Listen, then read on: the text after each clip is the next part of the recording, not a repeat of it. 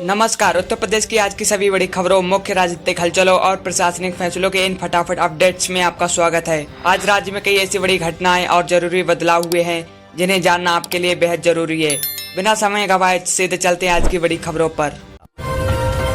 UP में monsoon का तांडव, कई जिलों में भारी बारिश और बिजली गिरने का रेड अलर्ट जारी। उत्तर प्रदेश में मानसून की रफ्तार लगातार तेज होती जा रही है। मौसम विभाग ने अलर्ट जारी करते हुए बताया है कि प्रदेश के कई हिस्सों में अगले 48 घंटों के भीतर मूसलाधार बारिश हो सकती है। इस दौरान 40 से 50 किलोमीटर प्रति घंटे की रफ्तार से तेज हवाएं चलने और आकाशीय बिजली गिरने की गंभीर आशंका जताई गई है।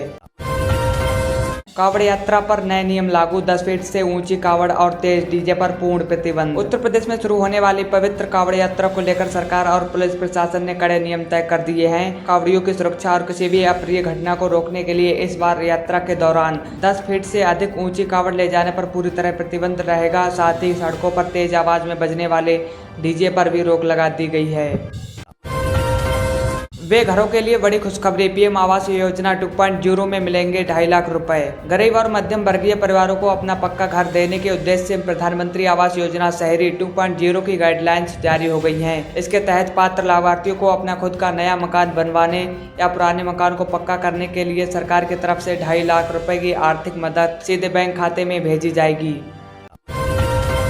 ग्राम प्रधानों की जगह प्रशासक रखने पर हाईकोर्ट सख्त, सरकार से मांगा जवाब। उत्तर प्रदेश की पंचायत व्यवस्था से एक बड़ी कानूनी खबर सामने आ रही है। ग्राम प्रधानों की जगह प्रशासकों की नियुक्ति के फैसले पर इलाहाबाद हाईकोर्ट ने सख्त रुख अपनाया है। अदालत ने इस नीति को लेकर राज्य सरकार से स्पष्टीकरण मांगते हुए जवाब तलब किया है और इस मामले पर अगली महत्वपूर्ण सुनवाई 10 जुलाई को मुकर्रर की गई है।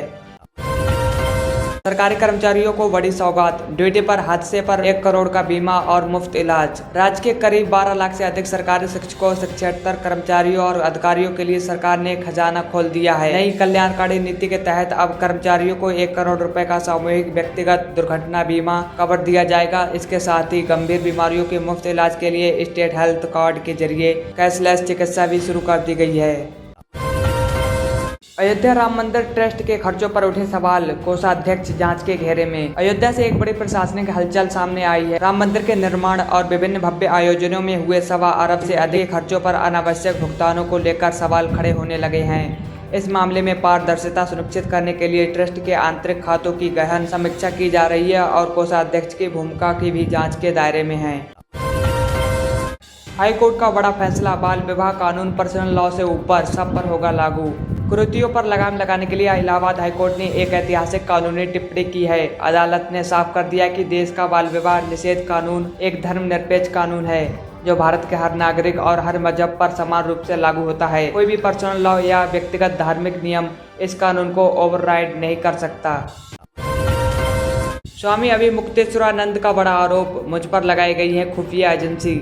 धार्मिक और राजनीतिक गलियारों में शंकराचार्य के एक बयान से सरगर्मी बढ़ गई है। शंकराचार्य ने दावा किया कि उनकी धार्मिक गतिविधियों और बयानों के चलते सरकार द्वारा उन पर खुफिया एजेंसियों के जरिए नजर रखी जा रही है। उन्होंने साफ किया कि इन सब के बावजूद देश में गाय को राष्ट्रमाता का दर्जा दिलाने का उनका अभियान रुकने नहीं वाला है।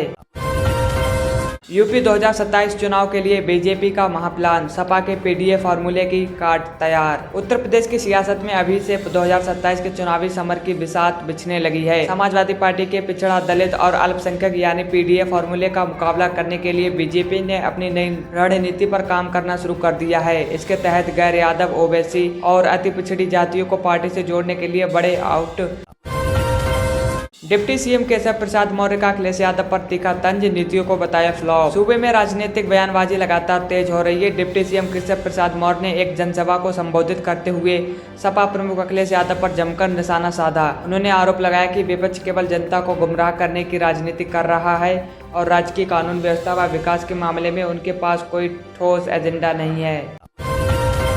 पर्यावरण के लिए महाअभियान, यूपी में 12 जुलाई को एक साथ लगेंगे 35 करोड़ पौधे। पर्यावरण संरक्षण को बढ़ावा देने के लिए मुख्यमंत्री के निर्देश पर पूरे प्रदेश में ग्रीन उत्सव महाअभियान की शुरुआत होने जा रही है। आगामी 12 जुलाई को एक ही दिन में राज्य के सभी जिलों, ग्राम पंचायतों और वन्य क्षेत्रों में कुल मिलाकर 35 करोड़ से अधिक छायादार और फलदार पौधे रोपने का एक नया रिकॉर्ड बनाने की तैयारी की गई है। पुलिस कर्मियों के परिवारों को सहारा, बच्चों की पढ़ाई और बेटियों की शादी के लिए मिलेगी आर्थिक मदद। पुलिस मुख्यालय ने अपने जवानों और अधिकारियों का मनोबल बढ़ाने के लिए वेलफेयर फंड के नियमों में बड़े सुधार किए हैं। अब ड्यूटियों पर तैनात पुलिसकर्मियों की बेटियों की शादी के खर्चे और होनहार बच्चों की उच्च शिक्षा की फीस के लिए विभाग की तरफ से विशेष बीमा कवर और एक मुश्त बड़ी वित्तीय सहायता राशि सीधे प्रदान की जाएगी। भ्रष्टाचार पर तगड़ा प्रहार, रिटायर्ड आरटीओ के पास मिली 35 करोड़ की बेनामी संपत्ति। उत्तर प्रदेश विजिलेंस और भ्रष्टाचार निवारण ब्यूरो की टीम को एक बड़ी कामयाबी मिली है। परिवहन विभाग के एक सेवानिवृत्त आरटीओ के आलीशान ठिकानों पर की गई औचक छापेमारी के दौरान जांच अधिकारियों को होश उड़ गए। तलाशी में अब तक करीब 35 करोड़ रुपए की अघोषित नकदी, सोने के जेवरात और कई बेनामी जमीनों के दस्तावेज बरामद किए गए हैं।